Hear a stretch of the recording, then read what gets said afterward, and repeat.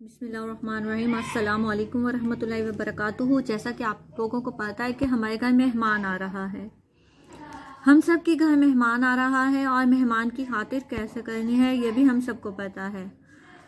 اسلامی سالگرہ 9ویں مہینے کو رمضان کہا جاتا ہے۔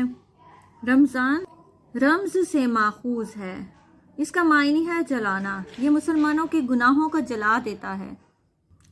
پہلے ہی رمضان سے جنت کے دروازے کھول دیے جاتے ہیں، دوزخ کے بند کر دیے جاتے ہیں اور شیاطین جکڑ دیے جاتے ہیں۔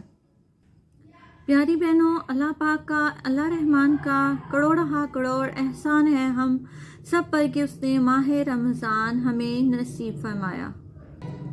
ماہ رمضان کے فیضان کے کیا کہنے، اس کی تو ہر گھڑی ہر پل رحمت اور برکت والا ہے۔ اس میں نفل کا ثواب فرض کے برابر کر دیا جاتا ہے اور فرض کا ثواب 70 گنا بڑھا دیا جاتا ہے۔ اور جب کوئی روزہ دار سوتا ہے تو فرشتے اس ٹائم بھی اس کے لیے دعا کرتے ہیں، اور روزے دار کی تو دریا کی مچھلیاں بھی افطار ٹائم تک دعا کرتی رہتی ہیں روزہ دار کے لیے۔